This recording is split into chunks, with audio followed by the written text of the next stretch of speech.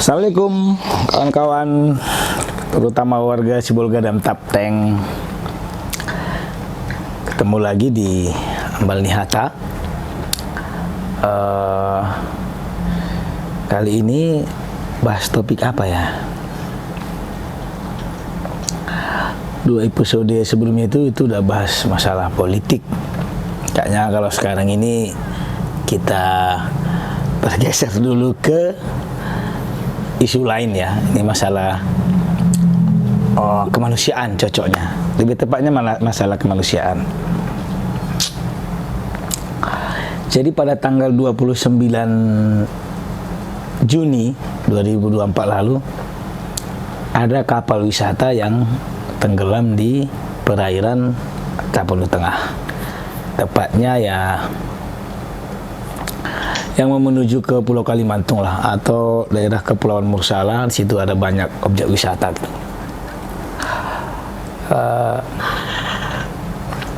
Tentunya sebelumnya saya mengucapkan turut berbelasungkawa kepada keluarga korban yang meninggal dunia. Semoga arwah dari almarhum atau almarhumah itu diterima di sisi Tuhan Allah Subhanahu wa Ta'ala. Sorry, saya lagi sariawan ini, jadi ngomongnya agak susah sedikit gitu. Nah, kawan-kawan, musibah itu di luar kekuasaan kita gitu, tapi ada musibah itu yang bisa kita terjemahkan sebagai memang ya pada akhirnya takdir sih memang, tapi ada naas, ada memang yang sengaja secara tidak sadar itu sengaja kita ciptakan gitu, padahal kita bisa mencegahnya. Kalau misalnya kita sudah menyiapkan semuanya dengan baik, misalnya kita sudah safety ya gitu ya. Jadi kalau ke laut misalnya pelampungnya sudah oke, kemudian cuacanya bagus dan muatannya tidak over gitu, dan misalnya terjadi kecelakaan, itu mungkin bisa dikatakan naas gitu. Tapi kalau tidak, kesannya itu amburadul, itu jadinya celaka 12 gitu. Dan ini yang harus menjadi perhatian kita gitu. Jadi kecelakaan kapal pariwisata pada akhir Juni lalu di Kabupaten Tapanuli Tengah itu bagi saya sendiri yang pernah merasakan atmosfer menyeberang dari Pandan atau dari Sibolga menuju Kalimantung itu, bahkan di cuaca yang sangat tenang pun itu tetap saja mendebarkan gitu. Kenapa mendebarkan? Karena kapal yang digunakan ke sana yang ngangkut para wisatawan itu kapal tempel gitu. Kapal, kalau orang lokal bilang itu kapal stempel gitu. Kapal kayu yang ditempelin mesin gitu ya.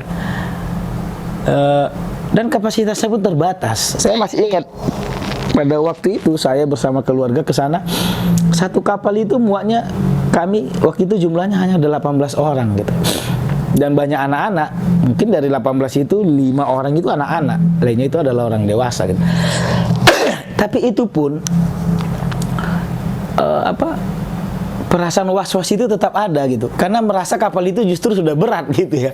Perasaan kita penumpang, ini kan penumpang ya, mungkin bagi yang membawa kapal atau pemilik kapal itu hal yang biasa barangkali, tapi bagi penumpang itu sudah sesuatu yang, dengan kapal sekecil itu misalnya lalu membawa penumpang yang walaupun sebenarnya idealnya kapasitasnya katakanlah 20 orang atau 25 orang misalnya, dan itu pasti udah padat sekali. Menurut pemilik kapal itu masih aman, tapi menurut saya itu sangat berisiko gitu, sangat berisiko sekali. Jadi sama dengan seperti kejadian kemarin gitu, yang akhirnya ada 3 orang meninggal dunia, saudara-saudara kita dari Asahan gitu ya. Itu penumpangnya 38 orang gitu. 38 orang, saya sampai mikir gini, kenapa bisa sampai 38 orang gitu? Sebenarnya apa sih yang membuat sehingga penumpang sebanyak itu harus dimuat dalam satu kapal gitu? Apalagi kabarnya sebenarnya mereka terdiri dari 2 kapal gitu, 2 kapal. Jumlah penumpangnya misalnya kalau disebut kemarin itu ya macam-macam ya, ada yang bilang 66, ada yang bilang cuma 62 orang, macam lah. Tapi kalau dibagi 2 rata saja misalnya kan sebenarnya bisa jadi lebih ringan gitu ya. Katakanlah misalnya 66 jadi 33 gitu ya. Tapi enggak gitu. Ada satu kapal yang jumlahnya itu 38 orang. Saya mendapatkan informasi itu saja kaget gitu, 38 orang. Kami aja kemarin itu 18 orang itu saja kita sudah khawatir gitu. Walaupun itu masih, karena kita tahu di Tapteng itu perairan Tapteng itu cuacanya tidak menentu. Kadang-kadang siang cerah, sorenya sudah hujan, mendung atau sebaliknya begitu. Sehingga sangat berisiko kalau kita mengambil langkah-langkah yang mengesampingkan keselamatan gitu. Maka ya untungnya kita aparat kepolisian kita bekerja ya untuk memastikan sebenarnya itu penyebab kecelakaannya apa. Apakah memang gara-gara alam atau memang ada unsur kelalaian gitu. Dan itu harus dipastikan supaya wisatawan berikutnya yang datang ke Sibolga itu atau ke Tapteng itu ngerti, oh kemarin itu rupanya faktor alam misalnya gitu. Nah, atau ternyata itu faktor kelalaian, ada human error misalnya. Jadi kalau ada human error, di mana nih errornya nih misalnya gitu. Oh ini penumpangnya over capacity misalnya. Atau ternyata safety beltnya tidak lengkap. Itu kan harus dijawab kan gitu. Kan ada rumor mengatakan bahwa kapasitas pelampung yang ada di kapal itu tidak lengkap gitu. Kalau tidak lengkap berarti berapa sebenarnya adanya gitu. Dan yang menjadi korban ini apakah memang tidak pakai pelampung atau ditemukan pakai pelampung. Kalau memang misalnya ditemukan tidak pakai pelampung, berarti memang bisa dikatakan mereka tenggelam karena tidak dapat pelampung. Sehingga macam lah ya. Mungkin kita udah tahu lah itu. Tapi ini ironis gitu. Dan menurut saya terlalu berani kita terlalu bermain-main dengan nyawa manusia. Memang pada akhirnya kita kembali kepada takdir gitu. Tapi saya pribadi, kalau yang saya pahami, Tuhan selalu memberi kita pilihan gitu ya. Kalau misalnya kita pingin kaya, Tuhan itu memberi kita pilihan, ada jalan yang benar, ada yang nggak benar gitu ya. Ya terserah aja sih. Jadi kita ini jadi kayak partikel bebas, terserah aja milih mana gitu. Sama-sama bakal kaya juga gitu ya. Tapi cenderung kita memilih, ya udah kita milih jalan yang salah misalnya, ya udah itu pilihan. Kalau jalan yang baik ini kayaknya agak lama gitu ya, jadi kayanya agak lama, terus tantangannya banyak gitu. Tapi jadi kaya juga itu pilihan. Termasuk peristiwa kemarin itu, kita bisa milih sebenarnya, memilih penumpang sebanyak itu bisa jadi 3 kapal atau bisa jadi 4 kapal gitu ya. Pokoknya pilihan ada sama kita, tapi kita selalu cenderung pinginnya instan dengan untung yang lebih besar gitu. Saya nggak tahu apakah kemarin itu hitungannya per orang atau hitungannya per kapal. Biasanya per kapal ya, satu kapal itu sekian misalnya gitu. Misalnya maksimal dia 20 dipatok lah, misalnya 100.000 satu orang atau 150.000, kira-kira begitu. Jadi ya itulah itu. Tapi saya rasa memang itu harus menjadi perhatian gitu. Yang lucunya lagi nih, yang lucunya itu setelah kejadian itu kan ada wartawan datang mengkonfirmasi ke dinas pariwisata gitu. Wah itu narasumbernya marah-marah, nggak ada kaitannya dengan kami itu, apa anda ini segala macam gitu ya. Justru jadi ribut gitu. Padahal sebenarnya dijawab aja bagus-bagus kan. Kalau memang nggak ada kaitannya tinggal bilang, oh iya, tapi itu memang tidak ada kaitannya dengan kita, tugas kita sebenarnya hanya di darat, di laut itu udah urusan kita lagi, misalnya gitu kan. Itu udah urusannya apa gitu, misalnya itu udah urusannya Angkatan Laut, udah urusannya Basarnas, udah urusannya Polairut, apalah ya kan, Bakamla lah, macam lah gitu. Dijawab aja baik-baik sebenarnya bisa, tapi ya tahu-tahu tersulut emosi gitu ya, akhirnya ribut gitu. Ribut jadi substansinya jadinya nggak nyampe gitu, masyarakat jadi nggak tahu gitu sebenarnya itu ada kaitannya dengan dinas pariwisata atau tidak. Walaupun saya sendiri menganggap bahwa ya itu ada kaitannya kan. Dinas pariwisata itu secara tidak langsung kan bertanggung jawab kan. Mereka mempromosikan orang supaya datang ke Tapteng, menikmati pariwisata di Tapteng misalnya. Tapi dibiarin aja kan, lucu itu. Datangkan ke Tapteng ya, banyak loh wisatanya, cantik-cantik kayak gitu kan. Terus datang loh orang. Terus enggak, tapi kita enggak peduli gitu, enggak peduli. Kalau orang itu menggunakan kapal, mau kapalnya rungkek-rungkek kata orang Sibolga, mau hancur-hancuran, mau apa, kita enggak peduli kan. Aneh kan, pastinya kita suruh orang datang, pasti kita layani kan, kita siapkan gitu. Jadi kalau ada pihak-pihak ketiga, swasta lah misalnya, pengusaha jasa angkut pariwisata ini ingin ikut berpartisipasi mengembangkan pariwisata itu, harusnya pariwisatanya jemput bola kan. Ini kan masalah nyawa kan, masalah keselamatan orang gitu. Menurut saya harusnya seperti itu.